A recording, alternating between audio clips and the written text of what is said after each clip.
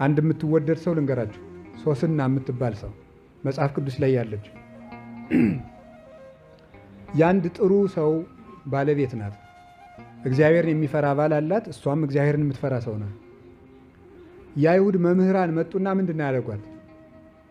የአይሁድ መምህራን መጡና መልከኛ ናት፣ ሰውነቷን ከአትክልት ቦታ ገብታ ስትታጠብ አይተው የማይገባ ጥያቄ ይጠይቋታል። ደናዋል ደናዋል ደናዋል ደናዋል ብለው ተለያይተው ያም ያኛው ቤቱን ሂዷል ብሎ ሲመጣ ያኛውም ደግሞ ቤቱን ሂዷል ብሎ ሲመጣ ተገናኙ።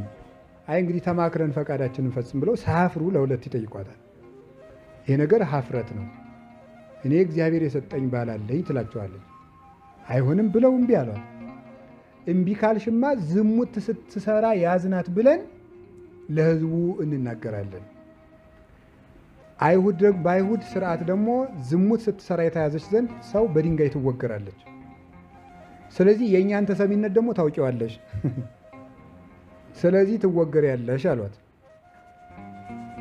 አይ በእናንተ እጅ በእግዚአብሔር እጅ ከመውደቅ በእናንተ እጅ መውደቅ ይሻላል፣ የፈለጋችሁን አድርጉ አለቻቸው። እግዚአብሔር ከሚጣላኝ የፈለጋችሁትን አድርጉ።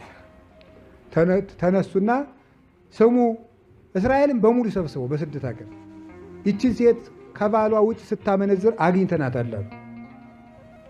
በድንጋይ ትወገር ትወገር። ደግሞ በእስራኤል የሴቶች ክብራቸው ራሳቸውን መከናነብ ነው።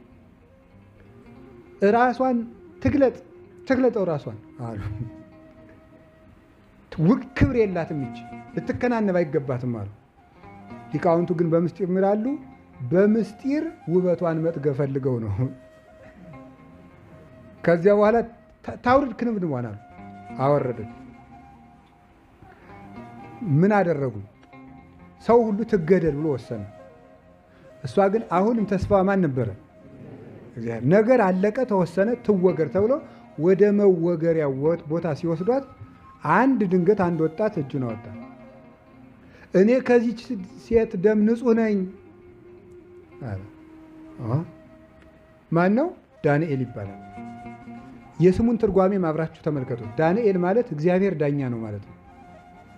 ይቺ ሰው ፈራጅ አልነበራትም። ሰው ሁሉ ሊገላት ከጨረሰ በኋላ የቀራት ዳኛ ማን ነበር?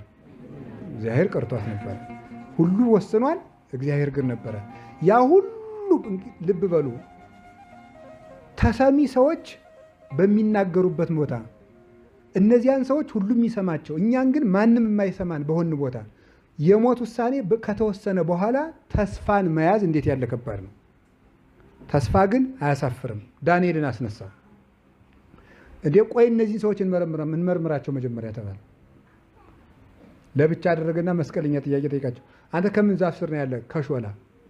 አንተ ሳ ከምንድን ያቸው? ከወይን ዛፍ ስር። ውሸት ለየብቻ አድርጎች ጠይቀው። የሚቀስፋችሁ መልአክ በፊታችሁ ነው አለ። መልአኩ ሁለቱንም ሰነጠቃቸው።